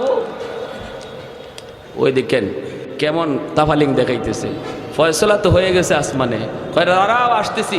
আসছে, আর আসা মাত্রই মুহাম্মদ ইবনে মাসলামা রাদিয়াল্লাহু তাআলা আনহু তিনি বলতেছেন, নেতা কি আতর মাখলেন? ওই সময় আতর মাখার সিস্টেম ছিল, লম্বা চুল রাখতো, আল্লাহ নবী ওইভাবে আতর মাখতেন, মাঝখান দিয়ে ফিতা ফাড়া হইতো, আর ওই চুলের ফিতার মাঝখানে একটু আতর ঢালা হইতো। আতরটা বেয়ে বেয়ে অনেক সময় কপালে দিয়েও একটু একটু বাইতো। তো আতরটা খুব দামি। মুহাম্মদ ইবনে মাসলামার ওনার উদ্দেশ্য হইল তো খালি ওরে পাম দেওয়া, পাম বেশি দেওয়া। আয়া আসার লগে লগেই বলতেছেন, নেতা কি আতর মাখলেন, এত গ্রান? হে কয় আরে এই আতর তোরা পাবি কই, তোরা ফকির নির্জা। আরে আমরাই তো এই আতর মাখি, এটা আরবের সবচেয়ে দামি আতর। মুহাম্মদ ইবনে মাসলামা কয় এবারও তুমি পাম লইছো, তোমারে তো আমি খেলমু, তোমারে নিয়া টার্গেট হইল এটা। তো নেতা এই আতরটা কি আমি একটু শুনতে পারি আমার নাক দিয়া? কয় হ্যাঁ হ্যাঁ হ্যাঁ। কত মাথাটা একটু নোয়ান, ওই শুরু হয়েছে, মাথাটা একটু নোয়ান, আতরটা একটু শুনবো। কয় হ্যাঁ হ্যাঁ এই যে নাও নাও।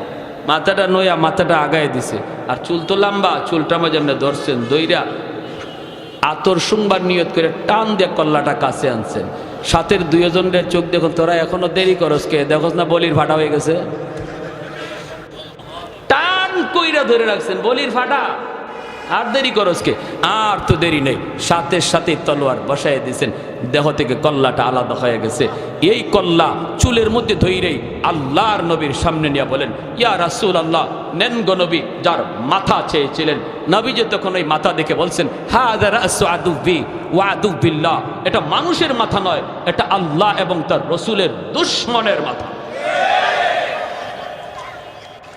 বলুন তাহলে ওই অবস্থায় নবীজি নরম না গরম? আরো জোরে, নরম না গরম? তাহলে ইসলাম খালি নরম হওয়া শিখায় না জায়গা মতো গরম হওয়াও শিখায়? হ্যাঁ, এজন্য আমার ভাইরা আল্লাহ পাক বলতেছেন মুহাম্মাদুর রাসূলুল্লাহ ওয়াল্লাযীনা মাহু আশিদ্দাউ আলাল কুফফার রুহামাউ বাইনাহুম। আল্লাহ পাক বলেন আমার বন্ধু এবং আমার বন্ধুর হাতে গোড়া সাহাবায়ে কেরামের আদর্শ কেমন জাননি? এত নরম, এত নরম, তারা জায়গা মতো নরম, জায়গা মতো গরম, জায়গা মতো নরম, জায়গা মতো গরম। আবু বকর সিদ্দিক রাদিয়াল্লাহু তাআলা আনহু নরম সাহাবী, রুহামাউ বাইনাহুম আশিদ্দাউ আলাল কুফার। ওমরের মতো সাহাবী, গরম সাহাবী। আবু বকর নরম, জায়গা মতো গরম হইছেন, ঠিক না? একটা ঘটনা বলবো, মনোযোগ কার কার আছে হাত উঠে আল্লাহকে দেখান। আল্লাহ কবুল করো, একটু জিকির করি লা ইলাহা ইল্লাল্লাহ।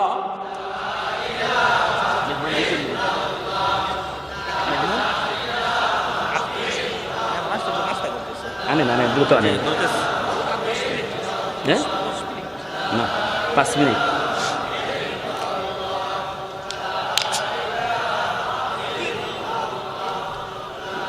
দশ মিনিট এমন আসতেছে।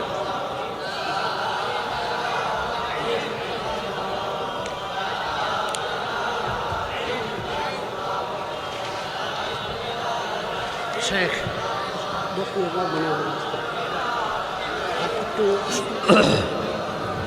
জুরে লা ইলাহা ইল্লাল্লাহ।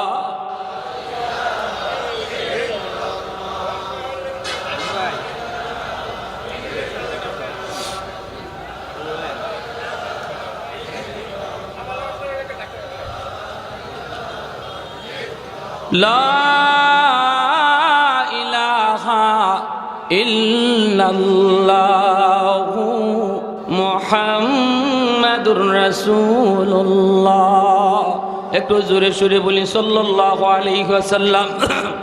तो दिल में तो आता है समझ में नहीं आता, तो दिल में तो आता है समझ में नहीं आता, बस जान लिया मैं तेरी पहचान यही है, बस जान लिया मैं तेरी पहचान यही है। उल्फत में बराबर के वफा हो के जफा हो, उल्फत में बराबर के वफा हो के जफा हो, हर चीज में लज्जत है अगर दिल में मजा हो, हर चीज में लज्जत है अगर दिल में मजा हो।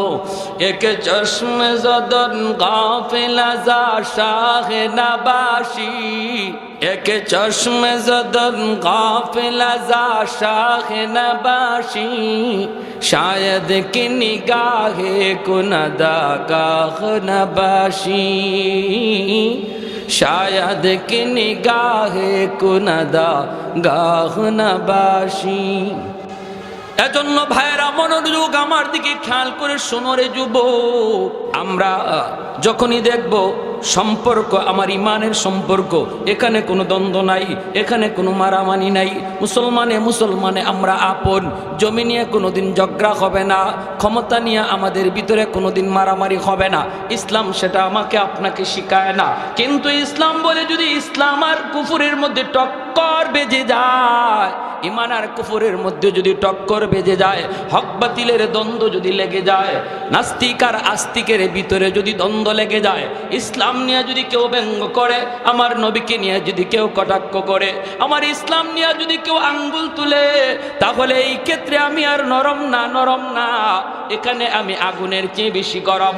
হক বাতিলের দ্বন্দ্ব যখন লেগে যাবে তখন আর আমি নরম না। আর তো লেগে গেছেই, হক বাতিলের দ্বন্দ্ব আজ পরিষ্কার হয়ে গেছে, কারা হকের পক্ষে কারা বাতিলের পক্ষে, আজ সেটা পরিষ্কার, আজ সেটা পরিষ্কার। অতএব ভাইরা মনে রাখবা, উলামায়ে কেরাম যখনই আপনাদেরকে ডাক দিবে তখনই মনে করবা হক বাতিলের দ্বন্দ্ব, তখনই মনে করবা ইমান আর কুফুরের মধ্যে টক্কর বেজে গেছে, তখনই মনে করবা আমার ইমান ডাকাতি করার পায়তারা চলছে। ওই অবস্থায় আমি নরম না, আমার নবীর আখলাক হলো ওই অবস্থায় মুমিন হবে আগুনের চেয়েও বেশি গরম। পশ্চিমাদের চোখ পড়েছে কাবা ঘরের প্রান্তরে, ব্রিটিশ দালাল দল বেঁধেছে ধ্বংস করতে চায় কারে।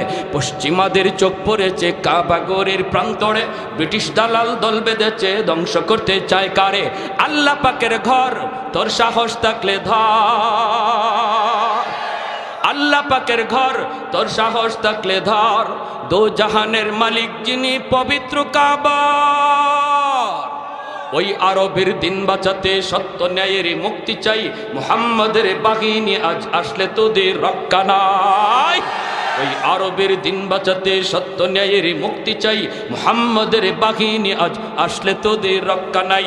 মুহাম্মাদুর রাসূলুল্লাহর বাহিনী আসেনি, হাত উঠে বলো আসেনি। একটু দাঁড়াও জেগে উঠো ওকে মুসলমান, আর কতদিন দিন ইসলামের সইবে অপমান।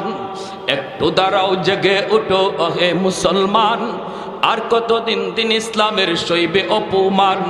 রক্ত দিয়ে পবিত্র ওই মক্কা মদিনা, সেই জমিনে সিনেমা হল চলতে পারে না। রক্ত দিয়ে পবিত্র ওই মক্কা মদিনা, সেই জমিনে সিনেমা হল চলতে পারে না।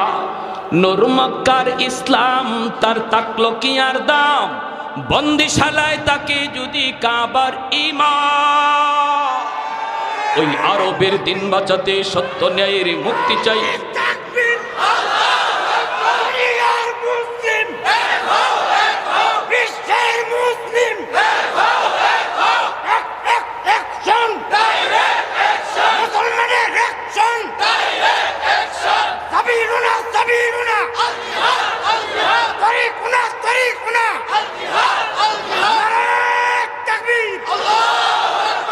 পশ্চিমাদের চোখ পড়েছে কাবা ঘরের প্রান্তরে, ব্রিটিশ দালাল দল বেঁধেছে ধ্বংস করতে চায় কারে।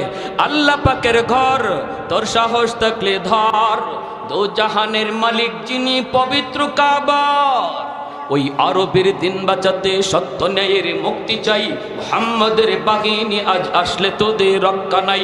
ওই আরবের দিন বাঁচাতে সত্য ন্যায়ের মুক্তি চাই, মুহাম্মাদের বাহিনী আজ আসলে তোদের রক্ষা নাই। একটু দাঁড়াও জেগে ওঠো ওহে মুসলমান, আর কতদিন দিন ইসলামের সইবে অপমান। রক্ত দিয়ে পবিত্র ওই মক্কা মদিনা, সেই জমিনে সিনেমা হল চলতে পারে না। নূর মক্কার ইসলাম তার তাকলো কি আর দাম, বন্দিশালায় তাকে যদি কাবার ঈমান। ওই আরবের দিন বাঁচাতে সত্য ন্যায়ের মুক্তি চাই, মুহাম্মাদের বাহিনী আজ আসলে তোদের রক্ষা নাই।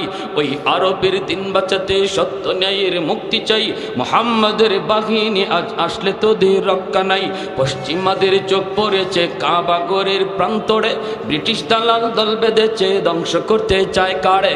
পশ্চিমাদের চোখ পড়েছে কাবা ঘরের প্রান্তরে, ব্রিটিশ দালাল দল বেঁধেছে ধ্বংস করতে চায় কারে।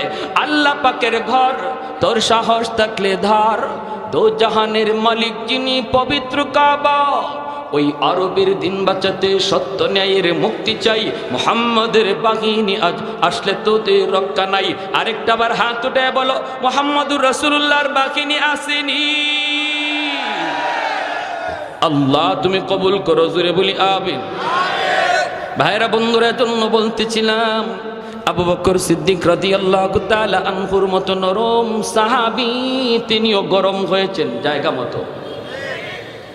প্রতিদিন এক রাস্তা দিয়া যান, ইহুদি উনাকে গালি দেয়, জবাব দেন না, বাপ তুলে গালি দেয়। আবু বকর জবাব দেয় না, কারণ তিনি তো আবু বকর অত্যন্ত নরম দিলের সাহাবী। ওনাকে গালি দিয়েছে, জবাব নাই। বাবাকে গালি দিয়েছে, জবাব নাই। গোষ্ঠী তুইলা গালি দিয়েছে, জবাব নাই। একদিন ইহুদি আবু বকরকে খেপানোর জন্য আমার নবী, রহমতের নবী, মায়ার নবী তুলে গালি দিছে, আল্লাহকে গালি দিয়ে বসছে। কয়ে মুসলমানরাও ফকির, ওদের আল্লাহ ফকির, ওদের নবীও ফকির। নাউজুবিল্লাহ কর। সিদ্দিকে আকবর যেই মাত্র কয় আল্লাহ ফকির নবী ফকির, সাথে সাথে আবু বকর ঘুরে দাঁড়ালেন। নরম সাহাবী, এতদিন পর্যন্ত যিনি চোখ তুলে তাকান নাই, জবাব দেন নাই, সাথে সাথে তিনি ঘুরে দাঁড়ালেন। ঘুরে দাঁড়াইয়া হাতের মধ্যে যদ্দুর শক্তি ছিল, এই শক্তি নিয়ে তিনি গালের মধ্যে চোর মারছেন। চটটা খাইয়া গালটা একদম 5 আঙ্গুলের দাগ বসে গেছে, দপাস দিয়ে মাটিতে পড়ে গেছে, ওই পাশ দিয়ে পড়ে গেছে। নরম হাত যখন গরম হয় কেমন হয় একটু বুঝেন, আরো জোরে ঠিক না? নরম হাত যখন গরম হয় তখন খবর হয়ে যায়, খবর হয়ে যায়। আবু বকরের হাত ছিল এতদিন নরম, হঠাৎ করে হয়েছে গরম। নরম হাতের পিছনে আছে আল্লাহর হাত, ঠিক কিনা জোরে বলেন? উলামায়ে কেরামের হাতের পিছনে আছে আল্লাহর হাত, ওলি আল্লাহদের হাতের পিছনে আছে আল্লাহর হাত, নবীদের হাতের পিছনে আছে আল্লাহর হাত, সাহাবীদের হাতের পিছনে আছে আল্লাহর হাত। উঠে না, উঠে না, উঠে না, উঠে না, উঠলে খবর হয়ে যায়, ঠিক কিনা জোরে কন? উঠে না, উঠে না, উঠে না, উঠলে খবর খাওয়া যায়। মুসা নবীর হাতের তাপ্পর খাইছিল ফেরাউনে, সেই শিশুকালে দুধের বয়সে, দুধ বয়সে ফেরাউনে খাইছে মুসা নবীর হাতের তাপ্পর। খাইয়েই ডাক দিছে আসিয়া রে, ও আসিয়া কই গেলা, তাড়াতাড়ি আও, খবর হয়ে গেছে। কি হইছে? কই আমার গালে চোর মারছে। কেডায় মারছে? কয় এই ছোট বাচ্চায়। আসিয়া বলে এটা তুমি কি কও? ছোট বাচ্চা হাত নাড়ানাড়ি করছে, তোমার গায়ে লাগছে, গালে লাগছে, তুমি কও চর। বাচ্চারা এমনি তো হাত নাড়ানাড়ি করে। ফেরাউনে কয় না গো আসিয়া, চটটা আমি খাইছি, আমি বুঝি। ইডা বুজ্জা মারছে না না বুজ্জা মারছে আমি বুঝছি ভালো কইরা। ছোট মানুষের সন্না ঈশ্বরের মাঝে কি শক্তি আছিল এটা আমি টের পাইছি। তাহলে বুঝলেন নবীদের হাতের পিছনে আল্লাহর হাত। উঠে না, উঠে না, উঠলে খবর হয়ে যায়, ঠিক কিনা? উলামায়ে কেরাম হাত তুলে না, তুলে না, তুলে না। উলামায়ে কেরাম নরম জাতি, নরম থাকতে দাও। উলামায়ে কেরাম হাদিস পড়ায়, উলামায়ে কেরাম দিনের কাজ করে, দিনের কাজ করতে দাও। তোমরা মরা গরুর হাড্ডি চাবাও, যা মন চায় তা চাবাও। আমাদের কোরআনে আঙ্গুল দিও না, আমাদের টুপিতে আঙ্গুল দিও না, মুসলমানের দাড়িতে আঙ্গুল দিও না, নামাজে আঙ্গুল দিও না। উলামায়ে কেরাম যাদের উসিলায় আল্লাহ জমিনে রহমত নাজিল করে, এদেরকে নিয়ে ষড়যন্ত্র করবা না, ষড়যন্ত্র করবা না। মনে রাখবা, যদি করো, যদি আঙ্গুল তুলো, যদি কোরআনে আঙ্গুল তুলো, তাহলে এই নরম হাত কিন্তু গরম হয়ে যায়, মুসা নবীর হাতের মতো, আবু বকরের হাতের মতো, ঠিক কিনা জোরে কও? যে যে লাইনে আসো এই লাইনে পণ্ডিতি করো, আরেক লাইনে যাও না। তুমি তোমার ইঞ্জিনিয়ারি লই আসো, এই লাইনে পণ্ডিতি যা পারো করো। আমরা তোমার ইগানোকে পণ্ডিতি করি না। তুমি ডাক্তার, ডাক্তারি লই আসো, এই লাইনে পণ্ডিতি করো। আমরা এই লাইনে গিয়ে কথা কইও না, কারণ এই লাইনে আমরা পণ্ডিত না। কিন্তু আমরা যে লাইনে পণ্ডিত, এই লাইনে পণ্ডিতি করতে আইও না। ইগানো করার আগে একটু বুঝছো, তুমি মেজর হও আর ডাক্তার হও আর যাইও, যত যা কিছুই হও, যার যার পণ্ডিতি যার যার সাবজেক্টের উপর, ঠিক কিনা? উলামায়ে কেরামের কথার ভুল ধরতে গেলে এই লাইনে তোমাকে আগে পণ্ডিত হওয়া লাগবে। সবাইকে এই কথা জেনে রাখা উচিত। আপনাদেরকেও যারা বগলের নিচে বুখারী শরীফ লইয়া লইয়া উলামায়ে কেরামের বিরুদ্ধে কথা কয়, উলামায়ে কেরামের বিরুদ্ধে পণ্ডিতি করে, কয় নামাজ হয় না, মৌলবীদের কথা ঠিক না, মৌলবীদের কথা মতো জুম্মা পড়লে জুম্মা হবে না, জানাজা পড়লে জানাজা হবে না, রুকু ইবাই করলে হয় না, হাত ইবাই বাঁধলে হয় না, এমন যত ধরনের পণ্ডিতি করে বগলের তরে বাংলা বুখারী লইয়া। আমি ভালো করে বলতে চাই, মনে রাখবা, পণ্ডিতি যার যার সাবজেক্টের উপরে। যদি আপনাদেরকে কেউ এমন পণ্ডিতি করতে বলে, পরিষ্কার টান দিয়া দুইরা মুফতি সাহেবের কাছে আনবেন, মুহাদ্দিস সাহেবের কাছে আনবেন, দেখেন তার পাতলা পায়খানা শুরু হয়ে যাবে। তখনই কইব আমার পেটে কামড় মারছে, আমারে বাথরুমে যাইতে দাও, ঠিক না? আপনারা কোনো তর্কে যাবেন না। আপনারা তো হে তো সহি হাদিসের বান্ডাল লইয়া আইছে, অতএব এর সাথে আপনারা চাপা করে পারবেন না। হে কয়েকটা হাদিস মুখস্থ করে বহুত বড় চাপা লইয়া আসছে, এর খালি কইবেন চল মুফতি সাহেবের কাছে যাই, দেখবেন হের জ্বর উঠতে গেছে, জ্বর। এটা হইলো হের ট্যাবলেট, এটা হইলো ট্যাবলেট। আপনারা তর্কে যায় না, অদ্দূরে বলে ভাই এত হাদিস বুঝি না, এত সহি হাদিস আর হাসান হাদিস, গায়রে সহি হাদিস এবং জয়ীফ হাদিস কি কো, এত কিছু বুঝি না, চলো হুজুরের কাছে যাই, দেখবা হের সাথে সাথে 104 ডিগ্রি জ্বর, ঠিক না? পণ্ডিতি যার যার সাবজেক্টে। প্যারে হাজরিন, বলেন, আমরা নিষেধ করি না। উলামায়ে কেরাম বলতেছে আপনারাও কিছু জানছেন, বলেন, বুঝান। কিন্তু একজন আলেমের, একজন মুফতি মুহাদ্দিসের কথাকে যদি আপনার কাউন্টার দিতে হয়, তাহলে অবশ্যই এই লাইনে আপনার অভিজ্ঞতা থাকা লাগবে। আরে আলেমদের কথা শুই না আপনি বলতেছেন উলামায়ে কেরামের জবানে শুনছি, এমন কই আপনি করেন না দাওয়াতে তাবলীগ করতেছে, ভালো দাওয়াতে তাবলীগে এইভাবে চলছে, আলেমদের জবানে শুনছি, ভালো কথা কও। কাউন্টার যদি দিতে হয় এই লাইনে অভিজ্ঞতা থাকা লাগবে। এটা তো একটা পাগলেও বুঝে, তুমি মেজর হয়ে বুঝো না তো তোমার মাথায় কি ঢুকছে, ঠিক কিনা? এটা একটা পাগলেও বুঝে। এখন যদি আপনাদের এই এলাকায় মাইকিং করা হয় যে আগামীকাল আপনাদের এই হাসপাতালে আমাদের শাইখুল হাদিস শাহ হুজুর যত সিজারের রোগী আছে এরার অপারেশন করবো, দেবেন সবাই কইবেন ইন্না লিল্লাহ, হুজুর এই বাড়ি কাম শুরু করলো। সিজার তো আর হইতো না, এটারে মাইরা কবর দেওয়া লাগবে, ঠিক না?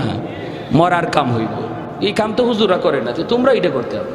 প্যারে হাজরিন, তো আবু বকর সিদ্দিক রাদিয়াল্লাহু তাআলা আনহু বসাই দিয়েছেন, যদ্দুর গায়ে শক্তি আছিল, এর গায়ে তো আঙ্গুলের দাগ পড়ে গেছে। সুজান নবীজির দরবারে গিয়া কয়, মুহাম্মদুর রাসূলুল্লাহ আপনার সাহাবী আবু বকর আমারে ফিডাইছে।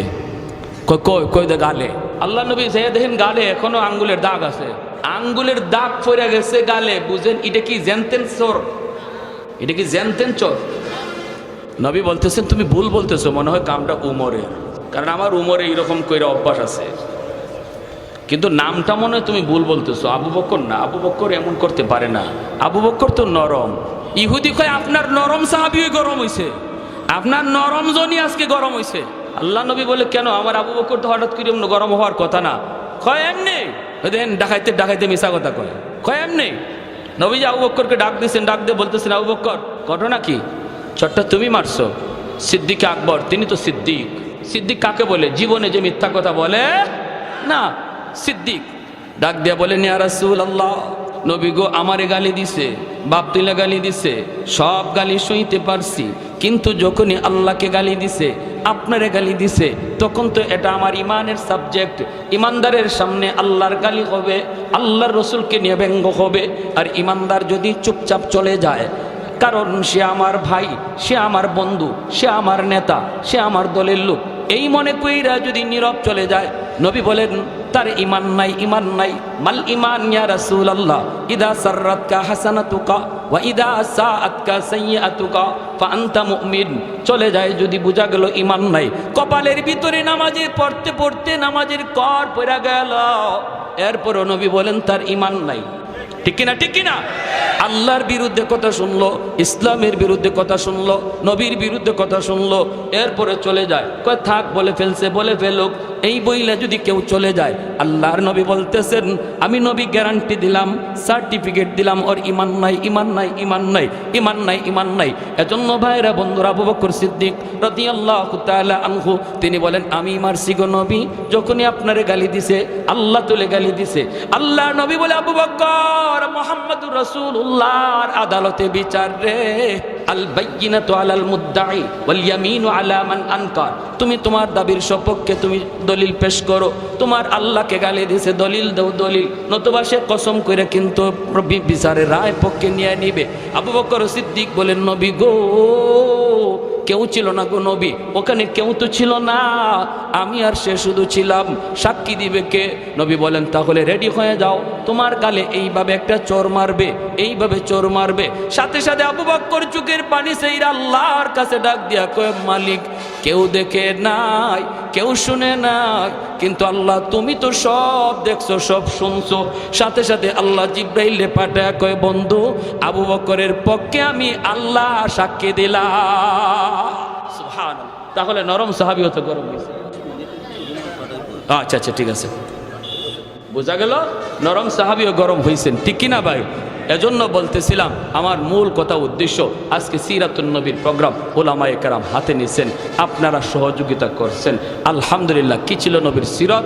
উল্লেখযোগ্য একটা নবীর বৈশিষ্ট্য ছিল, নিজের স্বার্থে, হুজুর আমার আগে বলে গেলেন, নবী তার ব্যক্তি স্বার্থে কোনোদিন গরম হন নাই, কিন্তু ইসলামের জন্য এমন গরমও হয়েছেন, এরও কোনো নজির আর কেউ দেখাইতে পারবে না, ঠিক কিনা? এমন গরম হওয়া হয়েছেন, এখানে কোনো ছাড় নাই, এখানে কোনো কম্প্রোমাইজ নাই, এখানে কোনো সন্ধি নাই। যখনই দেখব আমার সামনে হক বাতিলের দ্বন্দ্ব, ইমান আর কুফুরের দ্বন্দ্ব, ইসলাম থাকবে কি থাকবে না, এই জমিনে আল্লাহর দ্বীন থাকবে কি থাকবে না, এই